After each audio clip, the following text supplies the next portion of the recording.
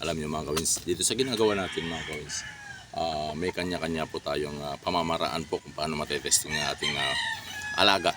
For example, kami po, ako po, isang ginagawa ko po mga kawins, although na pinapalaban ko sa mga kasamahan po, sa mga gustong lumaban, sa mga malalakas, sa mga big time. So meron akong isang kumpare rito na gustong gusto niya talaga lumalaban. At ipinakukuhan ko yung mga materyales ko mga kawins, lalo na pagka halimbawa umaabot po sila ng 3 kak, 4 kak, binibigay ko po mga kawins at nilalaban po nila yan at pinapili ko po sila rito at hindi ko po itinatago sa kanila yung magagaling dito mga kawins. Gusto ko po, sabi ko nga sa inyo, kung halimbawa man may kukuha rito, gusto ko po mapili nila kung ano po yung gustong gusto nila. Ako po, sabi ko sa kanya, sinasabi ko pa sa kanila kung saan pa yung magagaling lumaban din, magaganding pumalo rito. So kung pag inispar nila at nakursunadahan nila, yun ang kinukuha po nila mga kawins. Pero dito ako, nagpa-preserve po ako ng panlaban ko sa mga big time ko mga kawins. Hindi po ako papaubos ng manok. Ibig sabihin, pag halimbawa po, nakapagpalabas ako ng 20 piraso mga kawins, uubusin lahat yan. Hindi po mga kawins. Nagpa-preserve po ako niyan, either 8 or 7, ganun mga kawins. Nagpa-preserve ako na pinapatanda ko po yan. At yan po isa ginagad na lalaban po namin ng kakyan mga kawins. Katulad ngayon, nagpa-reserve na naman sila ng 4 ngayon, 4 na piraso. So mapapalaban talaga, mapapasama yung aking isang broodcock. Itong Conco Golden Mangy ko. Pure to mga kawins, pero ilalaban namin to. So it's okay lang para sa akin. Testingin natin kung kaya niya. Kung halimbawa kaya niya at bumalik, di maganda, palahiin ulit natin. Pero kung halimbawa man na hindi swerte, hindi, wala tayong magagawa dyan mga kawins. Yan ang reality talaga ng buhay ng isang manok.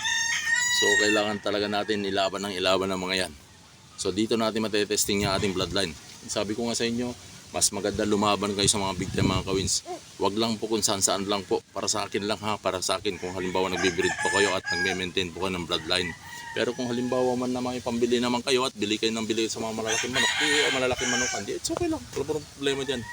Pero sa akin kasi mga kawin, ako tinetesting ko talaga ng gusto. Sabi ko sa inyo, yung standard ng pag-aalaga ng manok, ina-apply ko po talaga yan. Para malaman ko, mapili ko po kung ano po lang pwede kong i-maintain at saka yung kailangan natin i-wash out. Ganun po yan mga kawins. So ako naniniwala kasi ako sa mga kawins sa winning line. Diyan ako naniniwala talaga ng gusto diyan mga kawins. Kasi nangyayari po talaga yan. Lalo na pag halimbawa meron kami na-maintain na bloodline. Sabi ko nga sa inyo, hindi masyado magaling maglaro, pero pagdating sa rueda mga kawins, nagbabago yung mga yan. So yan, may paniniwala akong ganyan mga kawins.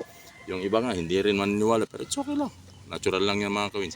May kanya-kanya naman tayo kanya-kanya tayong pagpili ng ating mga alaga. So yan, dito mga kawins, hindi mga pogi ang mga yan. Hindi ko alam, pero medyo hindi ako nakukuhan sa poging manok. Sa akin talaga, mayroon akong pinipili talaga yung standard. Tingnan mo yung mga iba kong alaga rito. Malalaki yung iba dyan. Kasi nga po, ang mating pa lang nila is 50-50 pa lang mga kawins. So kailangan natin pupuruhin lang yung mga yan. Matagal ang pagpupuro ng manok, pero napakasarap mga kawins. Pag halimbawa nalaman mo nagpapanalo, or di kaya natetesting mo is nagpapanalo yung bloodline mo, napakasarap mga kawins. Yung mga ibang bumibili ng manok, ikaw na lang yan. Anong tawag nito? Parang na lang yan sa inyo. Parang susunod na lang yan mga kawins. Pero ang kailangan importante talaga mga kawins is yung piyesang ginagamit ninyo. Yung bloodline na minemaintain ninyo. At lumalaban sila sa malalaking labanan. Yan ang kailangan natin mga kawins. Dito naman sa pag-aalaga ng manok mga kawins, hindi naman natin kailangan bumili ng isang bloodline mga kawins. Dito po mga kawins, pag halimbawa alam mo na medyo kailangan mag-infuse lang. Pero huwag mo talagang bili mga kawins. Sayang lang yan. So kailangan mo lang dito. Sabi ko nga sa inyo, sa pag-uumpisa pa lang ninyo, piliin nyo na yung gustong yung bloodline. Ano ba yan? Panlaban ba o pang-commercial mo? Yan, bahala ka dyan mga kawins. Yan na po, diyan ka pa mag-start mga kawins. Kasi po halimbawa po, bumili ka ng isang bloodline na ayaw mo naman, napilitan ka lang kasi napasunod ka lang sa isang kasamahan, nasabi lang ng isang kasamahan, hindi mo naman na-testing, walang mangyayari sa mga kawins. Mamaya magsasawa ka na yan, iiwanan mo na yan. Kawawa naman yung mga manok mo. So para sa akin lang mga kawins, Kailangan talaga kung gustong-gusto mo talaga, yun na lang yung kunin mo.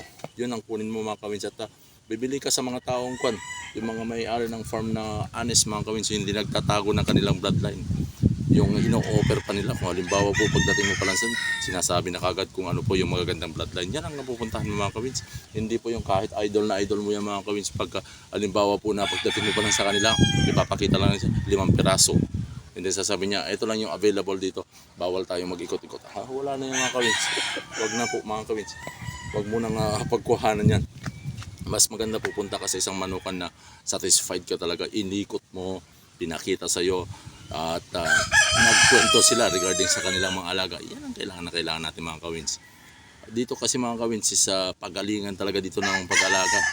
Ibig sabihin sa pag-breed mga kawins, yan masasabi natin na walang magaling dyan, pero sa pag-aalaga po dyan importante sa lahat mga kailangan talaga, sabi ko nga sa inyo, yung instinct pa lang ninyo isa nandyan na gamit ninyo, pakiramdam ninyo gamit na gamit yung mga kawins.